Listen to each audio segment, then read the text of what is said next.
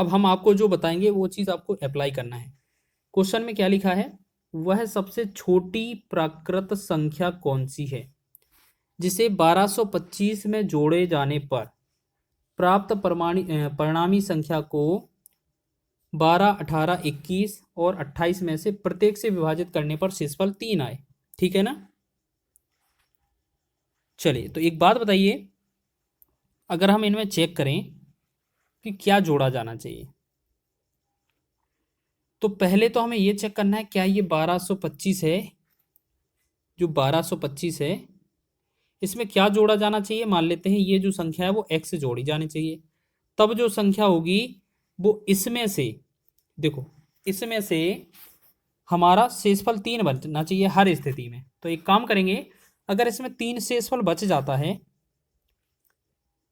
तो एक बात बताइए, अगर हम 1225 में प्लस x संख्या जोड़ें तो हमारी संख्या 12, 18, 21 और 28 से पूर्णतः विभाजित हो जानी चाहिए, और विभाजित हो जानी चाहिए, लेकिन इस स्थिति में हमें 3 शेषफल चाहिए हमें।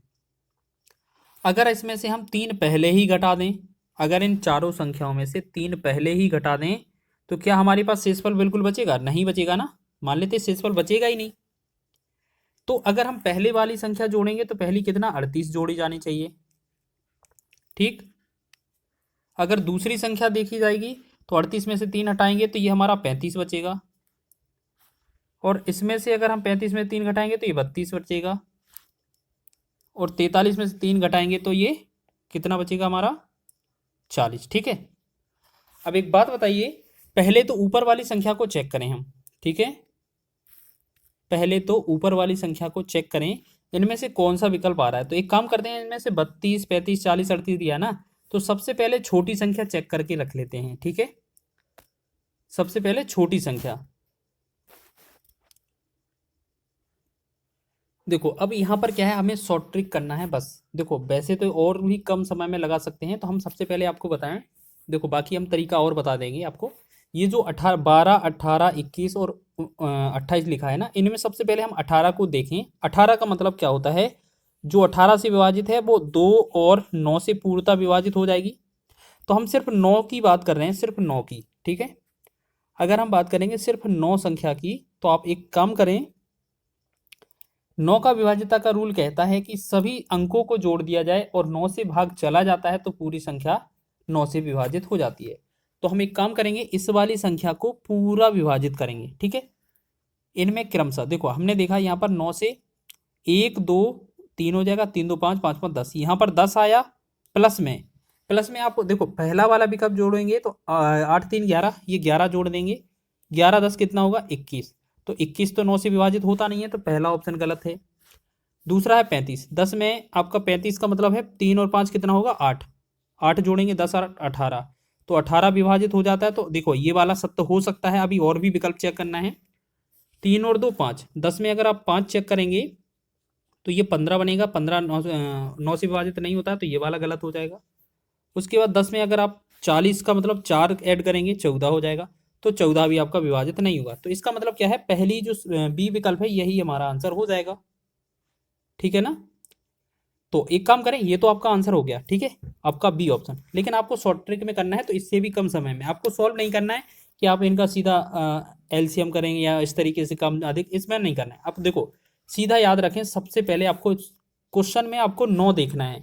अगर 18 क्वेश्चन लिखा है, 18 का मतलब इसमें 2 और 9 दोनों दिया है। ठीक है ना।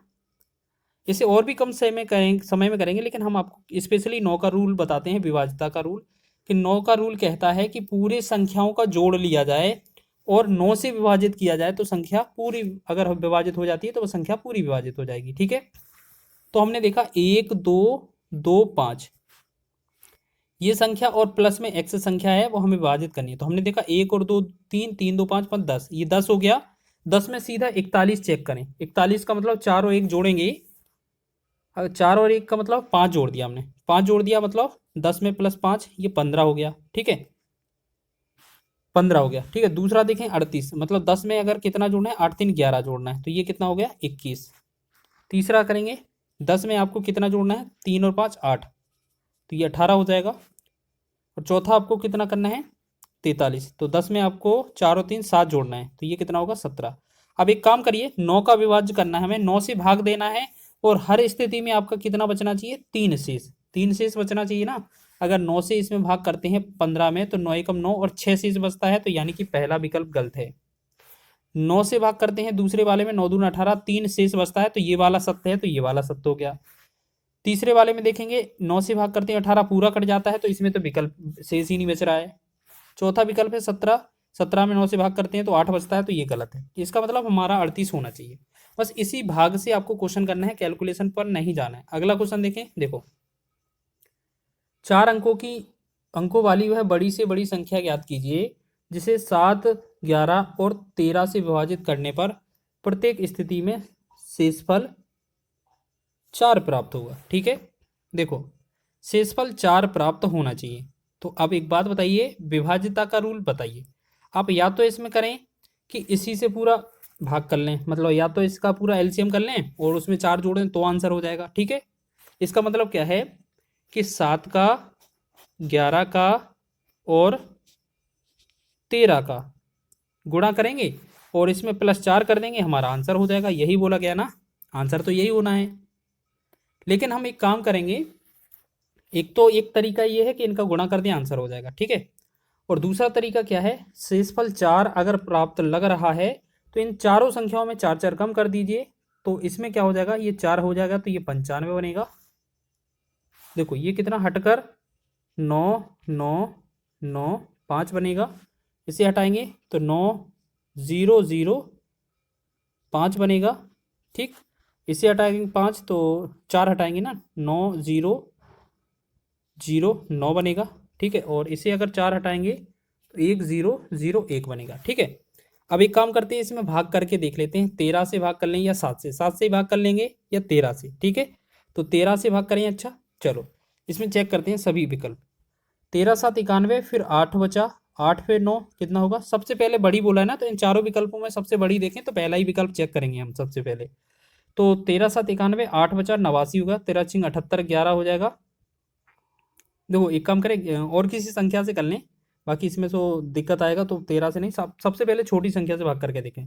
7 एकम 7, 2 बचेगा, 29 होगा, 7 चौके 28, 1 19 बनेगा, 7 दूनी 14, 5 55, तो ये तो भाग जा नहीं रहा है। ठीक है, तो ये 5 से अगर 7 से भाग नहीं जा रहा है तो ये तो होगा नहीं आंसर। दूसरे वाले में चेक करें हम, तो ये कितना है, 7 एकम 7 और 2 20 हो गया, 7 दूनी 14, 6 60 होने गया, 7 अट्ठे 56, 56 और 4 45 7, तो ये भी नहीं कटेगा आपका। ठीक है, तीसरा विकल्प चेक कर लें क्या, चलो इनमें देखेंगे। 4 में पहले 1001 तो बहुत छोटा सा अंक हो जाएगा, इसे देखते हैं पहले। तो 7 एकम 7 हो जाएगा, तो 2 बचेगा, 20 होगा, 7 दूनी 14, 6 60 होगा, 7 अट्ठे 56, 4, हाँ देखो ये वाली संख्या 7 से विभाजित हो रही है। ठीक है, तो यही आंसर होना चाहिए। एक तो तरीका ये हो गया। ठीक है, आप या तो ऐसे करें कि सीधा 7 से भाग करें, अब इसमें हम भाग कर रहे हैं सीधा, तो ये हमें +4 शेषफल बचा रहा है, यही है ना संख्या। देखो 7 से भाग देने पर हमें 4 शेष आना चाहिए, वैसे 11 से भाग देंगे तब 4 और 13 से भाग देंगे तब 4, तो हमने सिर्फ 7